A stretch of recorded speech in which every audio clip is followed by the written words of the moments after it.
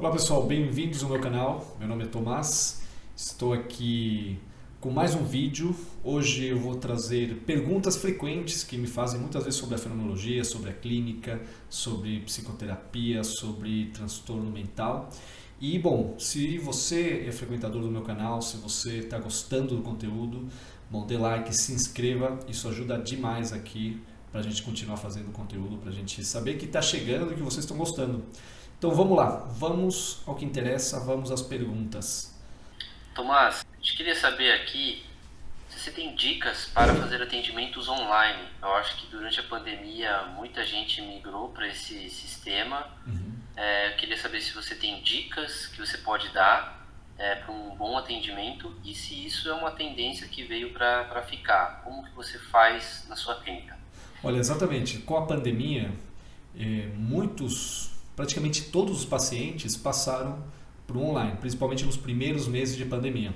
Eu já fazia um ou dois atendimentos online, então o que é importante ter no atendimento online? Primeiro, você estar numa sala, você terapeuta, você estar numa sala onde você consiga ter privacidade, onde ninguém vai te interromper. Isso você e também o teu cliente, teu paciente. É essencial que tanto o cliente quanto o terapeuta tenham esse espaço privado. Para quê? Para que se crie esse espaço de intimidade, esse espaço de acolhimento, esse espaço para que a pessoa, o cliente, o paciente possa se abrir como se fosse uma sessão presencial. Qual que são os prós e os contras? Como é que eu vejo? Como é que eu senti? Eu como clínico, como terapeuta, como fenomenólogo, eu senti maior dificuldade em me sintonizar com o paciente de maneira online, comparando com o presencial. E tem uma coisa lógica nisso. O que acontece? Quando eu estou num atendimento presencial, eu estou sentindo, eu estou captando o paciente a partir de todos os meus sentidos. Então eu consigo percebê-lo pelo seu cheiro, pelos seus movimentos, olhando o corpo dele inteiro, então o campo da visão fica mais ampliado. O campo auditivo também fica mais sensível, a diferença de estar passando por uma tela de computador ou por um celular. Então tudo isso faz com que eu, na minha percepção fenomenológica de captar o fenômeno como um todo, nesse caso o paciente ou o cliente, fica limitado no online em relação ao presencial. Mas essa era a minha percepção, então eu tinha que fazer um esforço maior para me conectar. Agora, eu perguntei para os meus pacientes, depois de alguns meses de acompanhamento online, aqueles pacientes que eu já atendia antes da pandemia no presencial, e na percepção deles, eles não sentiram muitas mudanças. Eles estavam achando muito boa a sessão, eles falaram, praticamente todos continuaram fazendo sessão presencial. E depois, quando a pandemia foi abrandando, quando a gente conseguiu sair de novo e ter atendimentos presenciais, eu diria que mais da metade desses pacientes que eram presenciais passaram para o online, eles ficaram no online. Então a grande maioria ficou no online. Então para eles também foi algo que, devido a mais praticidade, perder menos tempo de translado, entre outras questões, ficou melhor para eles fazer através do online. Então isso te respondendo a segunda pergunta, que se eu acho que esse sistema online veio para ficar, eu acredito que sim. Eu acredito que é uma boa opção que dá para ir desenvolvendo, dá para ir melhorando com melhores ferramentas, então com melhor equipamento. Tudo isso vai ajudar a ter uma melhor qualidade de atendimento online. Então são opções muito boas. Por exemplo, eu comecei a atender brasileiros eu tenho um paciente que está no Canadá, tenho outro paciente que está na Irlanda, outro paciente que está na Tailândia, que também, eles todos são brasileiros. Só para te dar um panorama, já atendi uma moça brasileira que ainda deve estar lá, morando na Espanha. E, bom, dentro do Brasil atendo o pessoal de Manaus, de Curitiba, atendo também o pessoal do Rio de Janeiro, de Brasília. Agora não estou atendendo de Brasília, mas também eu cheguei a atender o pessoal de Brasília. Isso só para te dar uma ideia de como o online expandiu a nossa capacidade de atendimento. Então, se você me pergunta, eu vejo que sim, é muito favorável. E aí, o importante é ter esses cuidados e referir ou reforçar para o paciente, para o cliente, que ele encontre um lugar onde ele não vai ser incomodado, para ele avisar se ele está fazendo em casa, com os familiares, para ele se avisar que ele vai estar numa sessão, porque assim ele vai poder entrar mesmo no campo da sessão, ele poder se concentrar para fazer essa autorreflexão, essa introspecção mais profunda sobre si mesmo. Você vê alguma diferença entre os pacientes que são atendidos, que eles ficam na própria casa ou que eles ficam num ambiente fora de casa? Existe alguma diferença, assim, do ponto de vista fenomenológico? Como que você enxerga isso? Eu vejo assim que algo que aconteceu devido ao online é que a pessoa perdeu o trajeto de preparação para chegar na terapia. Imagina, você está na tua casa e você vai fazer uma sessão comigo. Aí você tem um trajeto para sair da tua casa, do trabalho, para chegar no meu consultório. Nesse trajeto, a pessoa ela vai se preparando. Ela vai, de certa forma, pensando o que ela vai falar. Ela vai entrando em contato já com uma reflexão mais interna. Então, essa preparação, quando a pessoa está fazendo um atendimento online, muitas vezes já não tem. E eu vejo que essa diferença tem um impacto na terapia. Tanto que eu falo para os meus pacientes se eles poderem fazer, antes de começar a sessão, reservar uns 15 minutinhos, 20 minutos, para poder simular essa preparação do trajeto. Você tinha comentado aqui a respeito desse distanciamento, né, o fato de ser online, prejudicar um pouco esse contato, essa relação terapêutica no sentido físico mesmo, de você sentir a presença da pessoa, enfim, estar no mesmo ambiente. Isso não prejudica o resultado da clínica fenomenológica? Eu acredito que no presencial a pessoa consegue acessar de forma mais rápida, talvez, questões mais profundas nela mesma, porque se cria um espaço mais íntimo do que no online, dependendo da situação onde a pessoa está. Agora, a partir da minha percepção, eu tenho que me esforçar mais para me conectar me sintonizar tão profundamente com o paciente no online em comparação com o presencial. No presencial, para mim, é mais fácil. Agora, a percepção do paciente não muda muito. Então, para eles, continua sendo muito boa a sessão, tanto presencial como online, aqueles que tiveram uma relação ou outra.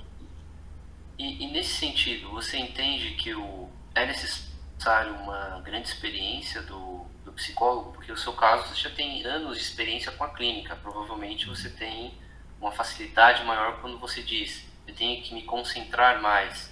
Mas traduzindo isso para quem está começando, o que seria esse concentrar mais ou se esforçar mais? Seria manter o foco na pessoa.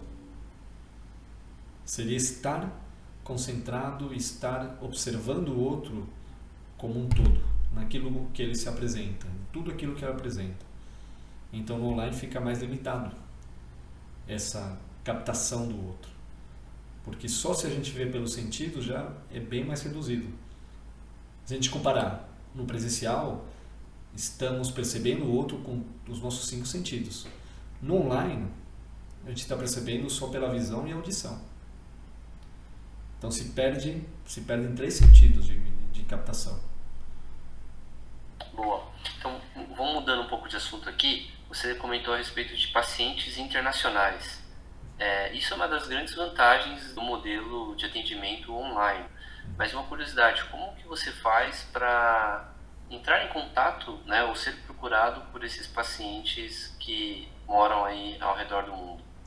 Ou até mesmo fora do seu estado, da sua cidade? É muito por boca a boca mesmo, por pacientes que me recomendaram, ou alunos que eu tive que também acabaram falando, olha, tem um professor que ele é clínico também, ele é psicólogo clínico, e assim vão passando contato.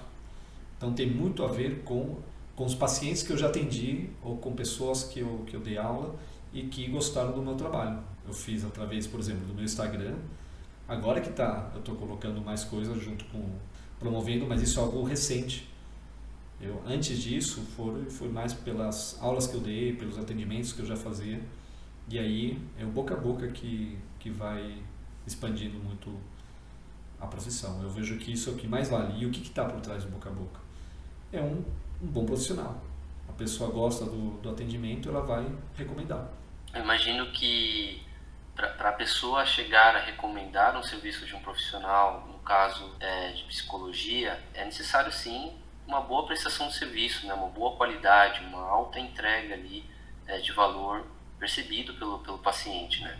E ao que você credencia ou atribui esse sucesso, né? Por que a sua clínica ela tem tantos sucessos assim ao ponto dos clientes te recomendarem um boca a boca? Como que você avalia isso? Eu vejo que tem duas linhas principais.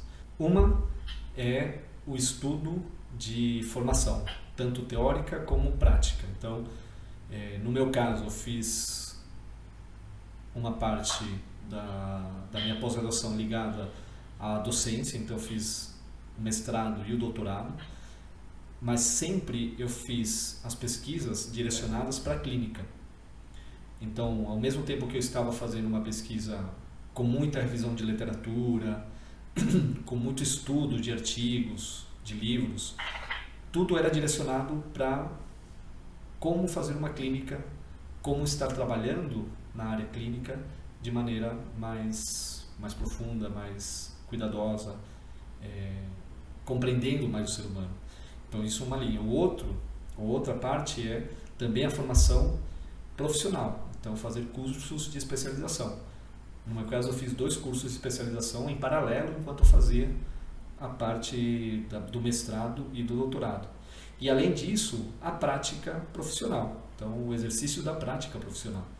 Então ter experiência vai te dando cada vez mais maestria sobre o trabalho. E, no meu caso, eu fiz muito trabalho voluntário, o que sempre, todos os trabalhos voluntários que eu fiz, ou a grande maioria, tinha uma equipe multifuncional ou uma equipe de supervisão dando um apoio. Então aí também aprendi muito a partir dessas equipes, a partir da prática mesmo, do estar em contato com o paciente e também das discussões que vão se abrindo quando a gente está com outros profissionais. Então, se você for ver, são 3 linhas que elas estão direcionadas, estão todas interligadas, que é a parte teórica ligada à clínica, a parte de uma formação profissional de especialização e a parte de exercer a profissão, tanto de forma em serviços voluntários como também na clínica particular. E aí, para quem está começando aí, qual que seria a sua dica aí, se a pessoa quisesse dar uma acelerada nesse processo? Porque como você bem citou, né, os 2 primeiros pontos, eles exigem tempo, né, de formação, de especialização. O que eu vejo? Eu vejo que a pessoa, para poder se destacar, ela tem que dar o gás, ela tem que se esforçar, não tem jeito. Por isso que eu vejo que quem que consegue se destacar em qualquer profissão? Primeiro, aquele que tem vontade, aquele que tem determinação, aquele que não desiste e também aquele que tem vocação. No caso de uma área como a clínica, que é uma área muito no contato humano com o outro. E o que é ter vocação? É ter essa vontade, esse lugar onde você se sente realizado por estar ajudando de alguma forma a outra pessoa a lidar com as suas dores, lidar com as suas questões. Então, quando você junta esses dois atributos, que é a vocação com a dedicação, aí é a fórmula do sucesso. Mas, claro, tudo depende de um tempo. Legal. Eu digo que para qualquer aluno que está se formando agora numa graduação, primeiro, que não pare de estudar. Então, vá direto para uma especialização. Porque o curso de psicologia, ele ensina muitas coisas, ele é muito geral. E ele te ensina um pouco de cada modelo. Claro, às vezes você está numa faculdade que ela tem a base mais na psicanálise, outra pode ser no cognitivo comportamental, principalmente esses dois. Talvez uma por ali, mais ligada à fenomenologia. Porém, só com o que você aprende na graduação é pouco para poder clinicar com mais propriedade. Daí a importância de já entrar numa especialização. E, em paralelo, buscar um serviço voluntário, mesmo que seja uma vez por semana. Porque aí você vai ter contato com pacientes, você vai ter o contato, como eu falei agora há pouco, com um grupo de supervisão, você vai ter profissionais com mais experiências. Esses profissionais depois começam a recomendar pacientes, isso é algo que aconteceu também comigo. Então, na medida que eu estava nesses serviços, eu fui conhecendo psiquiatras, outros psicólogos, até enfermeiros, e a partir daí foram chegando pacientes que esses profissionais encaminhavam. Então, existe uma forma de você se mostrar, se colocar a serviço. Então, essa aqui é a minha recomendação.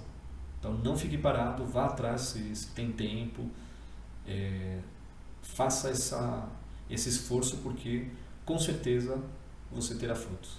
Voltando um pouco para as questões aqui do atendimento online, né? Eu imagino aqui que existem dias que você está com a agenda um pouco mais ocupada, né? Tendo uma consulta na sequência da outra. Como que você faz para se organizar nesse sentido? Porque sair de uma sessão, como você bem falou, precisa ter muita concentração no paciente. E aí logo depois você já tem que entrar num outro atendimento. Como que você faz nesses intervalos? Como que você organiza a sua agenda, né? Quais são as boas práticas? Olha, eu vejo assim que o importante no meu caso, eu consigo fazer 3 atendimentos seguidos mantendo muita concentração. Mais que isso, eu já começo a perder um pouco a minha concentração. Então, eu evito colocar 4 atendimentos seguidos. Até 3 atendimentos dá para fazer. E bom, coisas que ajudam muito quando eu tenho algumas janelas ou mexer nas plantas, que isso me tranquiliza, me faz ter uma limpeza mesmo desse desgaste, muitas vezes mais mental, físico que tem, ou meditar. Então, quando eu coloco uma janela entre os atendimentos, eu vou atrás disso. Ou medito ou cuido das plantas. Como que você faz para evitar as desistências? Olha, isso é algo que vai depender muito na relação com o paciente. Como assim? Eu tenho uma certa flexibilidade, porém, vai depender de como o paciente encara a terapia e como ele lida com as faltas, porque tem pacientes que quase não faltam e de repente falta por uma situação que aconteceu. Aí eu tenho uma flexibilidade para até reagendar dentro da mesma semana o atendimento. Agora, tem outros pacientes que eles acabam se desorganizando e tal, então aí, para esses pacientes é importante ser um pouco mais rígidos, para eles poderem se organizar na vida deles, porque senão acaba ficando muito em aberto e eles acabam achando que podem faltar sempre. Então, como eu falei, na minha forma de ver, tendo esse olhar mais compreensivo, é importante ter certa flexibilidade, mas olhar para o paciente. Eu falo isso porque tem outros terapeutas que eles trabalham de maneira muito, muito rígida. Se a pessoa não fala até 24 horas antes que precisa mudar o horário, a pessoa perde o seu horário. E eu não acho que isso esteja errado também, porque existe uma relação de compromisso. Então, o terapeuta, ele está dedicando o horário fixo para a pessoa, para o paciente, para o cliente. Então, ele deixa de usar esse horário contra a pessoa. Mas, como eu falei, vai depender muito de cada paciente. No meu caso, eu tenho uma certa flexibilidade, mas que, dependendo, pode não ser tão bom assim. Às vezes, deixar tudo muito mais rígido seria mais fácil.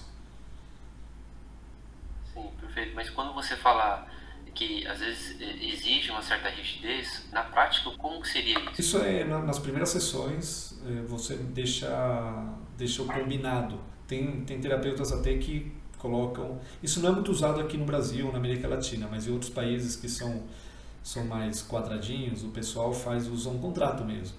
E no contrato eles colocam, olha, se a pessoa falta sem avisar, perde a sessão, vai ser cobrado o valor. É isso que eu falo com mais rígido. Mas somos latinos e na América Latina, em geral, as pessoas acabam tendo menos rigidez na forma de ser. Então, entrar com uma coisa assim tão estruturada bate um pouco com a nossa cultura latina. Como você faz esses atendimentos online, muitas vezes pode surgir uma certa preocupação do tipo, o cliente marcar uma consulta com você, uma só, você fechar essa consulta e depois não aparecer mais e dar uma certa continuidade e etc. Nesse sentido, geralmente, como que você faz para estabelecer um contrato de serviço ou uma prestação de serviço com o cliente? Então, eu faço assim, eu sempre faço a primeira sessão como sendo uma sessão onde estamos nos conhecendo, onde a pessoa vai trazer a sua questão e eu vou explicar como funciona a terapia. Então, essa primeira sessão eu nem cobro, porém, eu fecho sempre um pacote de mensal. Então, eu não faço uma sessão avulso, eu não fecho por número de sessões, eu vou fechando por mês. E à medida que a pessoa ela vai entrando, ela vai se mantendo na terapia. E a terapia, quanto que ela dura? Ela dura enquanto fizer sentido para o paciente, para o cliente. O que eu falo, não dou alta nem baixa. É o paciente que tem que definir se faz sentido para ela estar fazendo a terapia. Então, mas sempre com o valor fechado por mês. Como que você chegou nesse sistema? Para mim foi bem por ser prático, por ser mais fácil. Porque senão era uma sessão aqui, outra não, ali. Não, fecha o mês e pronto, acabou. E eu fecho o mês considerando que vamos falar que você começa a fazer terapia comigo na quarta-feira. Então eu fecho o valor como se fossem 4 quartas-feiras. Mas tem meses que tem 5 quartas-feiras, né? Então o que acontece? Eu cobro o mesmo valor de 4 sessões. Porém, às vezes tem feriado na quarta-feira. Então aí compensa, né? Tem mês que eu estou cobrando menos e tem mês que acaba elas por elas. Então eu vi que é a forma mais prática, mais fácil, onde não há tantos atritos por questões de feriado ou por ter mais ou menos dias. Foi a forma mais fácil que eu achei. O cliente, no seu caso, ele recebe dever de casa? Olha, no começo não. No começo eu ouço a pessoa com atenção para ver qual que é a questão da vida dela. Mas chega um momento que, dependendo da situação da pessoa, é legal sim mandar alguns tipos de tarefas que geralmente estão ligadas a autorreflexões, a uma consciência de si, a estar se percebendo. Ou às vezes, se a pessoa é muito parada, mexer o corpo, porque isso também vai ajudar a quebrar automatismos para poder estar mais em contato com as emoções. Então sim, às vezes eu mando sim tarefas para a pessoa ir se observando e fazendo certas atividades para poder sair do automatismo onde ela se encontra. Essas tarefas que você citou, elas são tarefas ou ferramentas da psicologia fenomenológica ou são ferramentas e métodos que você mesmo criou a partir da sua clínica? São mais ferramentas ou atividades que eu fui aprendendo com outros tipos de abordagem terapêuticas. Então, são muito que eu aprendi em terapias de autoconhecimento. Tem exercícios de respiração, tem exercícios de meditação, tem exercícios da pessoa sair dos automatismos, então fazer coisas diferentes. Tem exercícios que tem a ver com atividade física, então isso tem a ver também com a forma como eu fui vendo também que o corpo humano funciona, na minha experiência própria. Eu notei que fazendo atividade física, a energia que a gente acumula, que às vezes está muito densa, que te joga para baixo, você limpa isso e você se sente melhor no dia seguinte. E ao mesmo tempo se sente também mais sensível com o campo emocional. Então tem a ver com muitos exercícios, tem a ver com a minha própria experiência de vida e onde eu fui aplicando, eu fui vendo que funciona. E ao mesmo tempo coisas que eu fui aprendendo de outros modelos, de outras atividades. Você cobra depois dos seus pacientes o retorno desses exercícios ou eles mesmos trazem de volta relatando que fizeram e que se sentiram bem? Como é que funciona essa dinâmica? Em princípio eu deixo a pessoa falar. Eu não vou atrás daquilo que eu propus, porque a responsabilidade tem que ser dela, com ela mesma. Então, meu trabalho não é ser um pai que está indo atrás para ver se o filhinho fez a lição de casa, ou um professor que vai avaliar a lição de casa. Não é isso, é o contrário. Eu só proponho. A partir daí a pessoa faz o que quer com a vida dela. Mas pode haver momentos que eu vejo que tem pacientes, clientes, que eles parecem um pouco apropriados com esse espaço da terapia. E quando eu falo apropriado, é se colocar nesse lugar onde a pessoa se coloca numa atitude de se esforçar por ir se trabalhando, se curando. Porque para fazer isso, você precisa de muita força de vontade para mudar. Não é fácil mudar. Não é fácil olhar onde dói. Não é fácil encarar uma terapia. Então, no começo eu tenho paciência, às vezes a pessoa ela vai tendo mais dificuldade em entrar nisso, outras vezes a pessoa se joga de cara. Então vai depender de cada caso. Agora, tem casos que a pessoa parece que está enrolando. Então, eu já tive momentos onde eu tive que falar, olha, até quando você perde o seu dinheiro e eu perco o meu tempo? Mas porque a pessoa precisava mesmo um chacoalhão mesmo, um puxão de orelhas.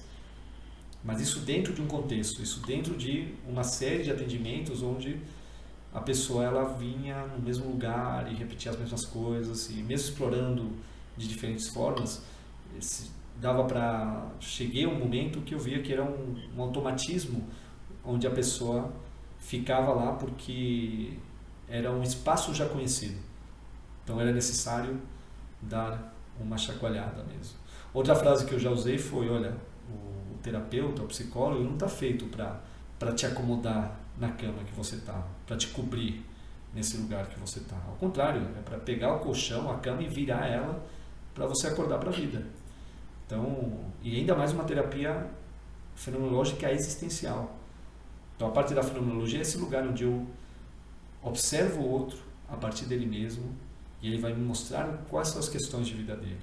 A parte do existencialismo é recordar a pessoa que em qualquer momento a gente pode morrer.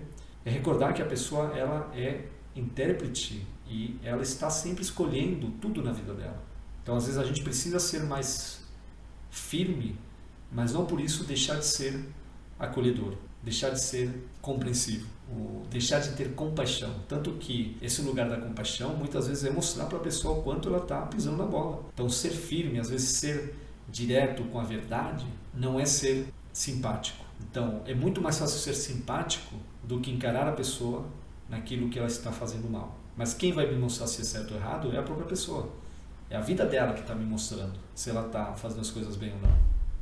A partir daquilo que ela quer para si. Então, esse que é o lugar para explorar e às vezes é necessário dar uns puxões de orelha, porque senão a pessoa fica no lugar onde a responsabilidade, a culpa é sempre dos outros. E numa terapia como essa, é você assumir que sempre, aconteça o que acontecer, tem um ponto teu de muita responsabilidade, porque é ali que você vai poder mudar. Quando você joga a responsabilidade para os outros, você fica impotente para poder se transformar ou o que seja. Você está jogando fora a possibilidade de você tomar o controle da situação sobre a tua vida. Por isso que é sempre importante ver aonde você tem um poder de ação, um poder de responsabilidade, onde você pode mudar a tua atitude para aquilo que você quer para você mesmo.